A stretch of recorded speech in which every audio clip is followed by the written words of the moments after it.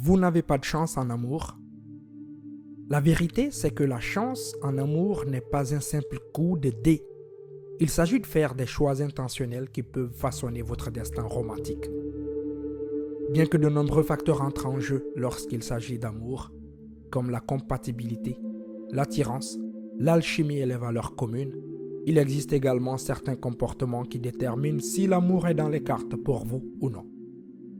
Si vous en avez assez de vivre une mauvaise relation après l'autre et que vous vous sentez prête à accueillir l'amour et le bonheur dans votre vie, il est temps de dire adieu à ces 14 comportements. Numéro 1. La malhonnêteté. Personne n'aime les menteurs. Nous ne pouvons pas éviter complètement les personnes malhonnêtes. Nous les rencontrerons forcément de temps en temps. Mais ce que nous pouvons faire, c'est de choisir de nous entourer de personnes honnêtes, pour nous assurer que nos proches restent honnêtes. Et cela inclut les personnes avec qui nous sortons. Assurez-vous d'être honnête avec les autres, car parfois le problème n'est pas les autres, mais vous. L'honnêteté est essentielle dans toute relation saine et elle est particulièrement importante dans une relation amoureuse. Si vous mentez, trichez et prétendez être quelqu'un que vous n'êtes pas, il n'est pas étonnant que vous n'ayez pas de chance en amour. La confiance est au cœur de toute relation saine et amoureuse.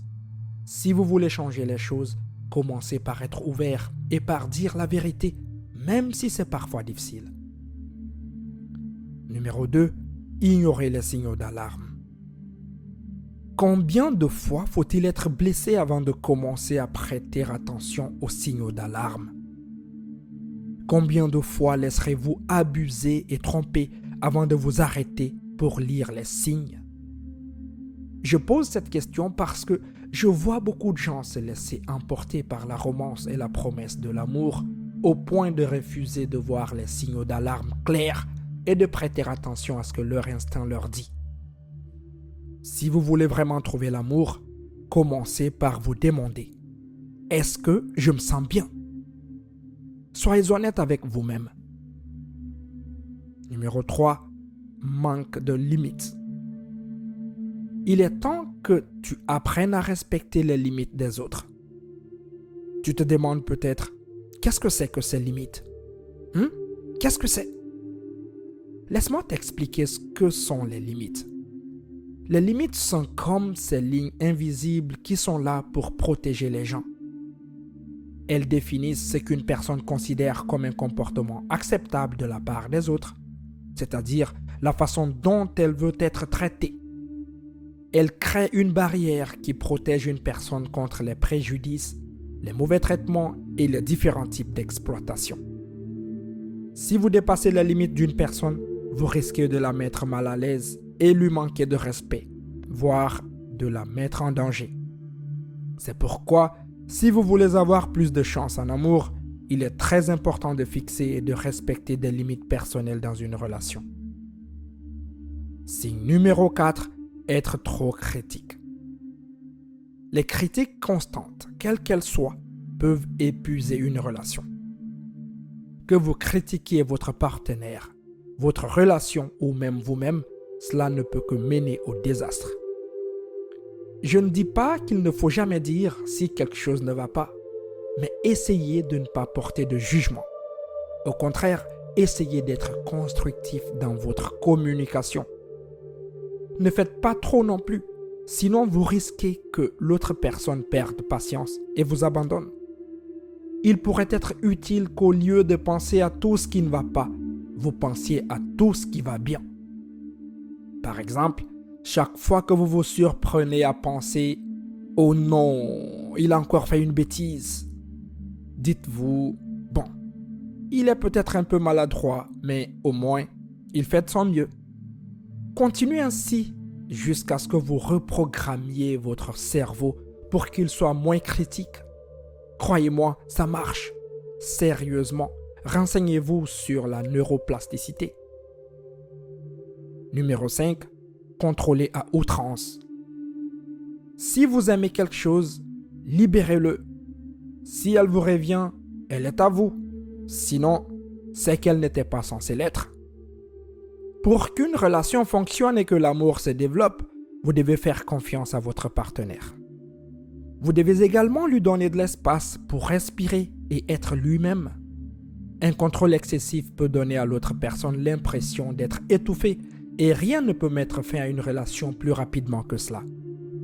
Croyez-moi, j'en ai été témoin à maintes reprises. Détendez-vous et essayez de suivre le courant. Laissez aller les choses. Numéro 6. Comparez votre partenaire à d'autres personnes. Pourquoi comparer sans cesse la personne avec qui vous sortez à vos anciens amants ou amantes? C'est ridicule parce que, de 1, ça n'a pas marché avec ces personnes, donc il n'y a pas grand-chose à faire pour les égaler. De 2, chaque personne est unique. Peut-être que votre ex était plus sexy, mais que la personne avec qui vous êtes maintenant vous fait rire ou vous comprend vraiment. En résumé, faites attention à ne pas comparer votre partenaire à d'autres personnes, car cela peut conduire à des attentes irréalistes, et des attentes irréalistes vous rendront malchanceux en amour. Numéro 7. Se précipiter dans l'intimité physique. Ce point s'adresse essentiellement aux hommes. Je ne dis pas qu'il faut attendre une éternité pour passer à l'acte, mais c'est une bonne idée d'apprendre à connaître l'autre personne d'abord et d'établir un lien émotionnel avec elle. Vous devez également vous assurer que vous êtes sur la même longueur d'onde. Par exemple, vous cherchez peut-être l'amour tandis que l'autre cherche un coup d'un soir. Si tu te précipites dans le sexe, elle pourrait penser que tu n'es pas à la recherche de quelque chose de sérieux et tu te retrouveras seul et déçu une fois de plus. Ralentissez un peu, d'accord? Numéro 8. Ignorez les besoins de votre partenaire. Oh, vous avez des besoins? Eh bien, newsflash, votre partenaire en a aussi. Si vous voulez avoir plus de chance en amour, vous devez être moins égoïste et plus attentif aux besoins émotionnels et physiques de votre partenaire. Négliger ces besoins conduira à l'insatisfaction et, en fin de compte, il cherchera ailleurs à les satisfaire. Numéro 9. Négligez l'amour de soi. N'oubliez pas de vous aimer vous-même. Comment voulez-vous que quelqu'un d'autre vous aime si vous ne vous aimez pas vous-même? Si vous vous demandez « Qu'est-ce qu'il voit en moi ?» vous ne projetez pas une énergie très positive, n'est-ce pas? Vous voyez, s'aimer soi-même est en quelque sorte la base pour aimer quelqu'un d'autre. Ne soyez donc pas si dur avec vous-même. Apprenez à apprécier vos qualités et à travailler sur vos défauts.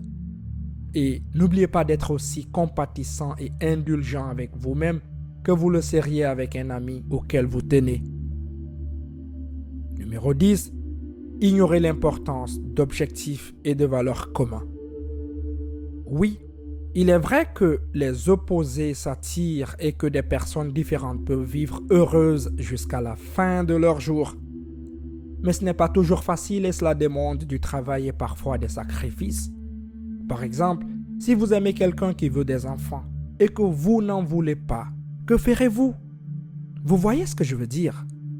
Ne négligez pas l'importance d'avoir des valeurs et des objectifs communs pour une relation durable. Et enfin, le 11, ne pas tirer les leçons des relations passées. Si vous faites une erreur une fois, pardonnez-vous. Après tout, nous faisons tous des erreurs. Mais si vous faites toujours la même erreur dans vos relations, cela signifie que vous n'avez pas pris le temps de réfléchir à ce qui n'allait pas et d'apprendre de vos erreurs. Si vous voulez avoir une chance d'être heureux en amour, vous devez faire le travail nécessaire.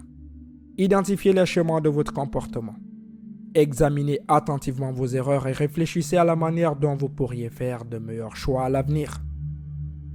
En conclusion, il n'est pas toujours facile de trouver l'amour et le maintenir est un voyage permanent. Parfois, il faut faire un réel effort et s'améliorer.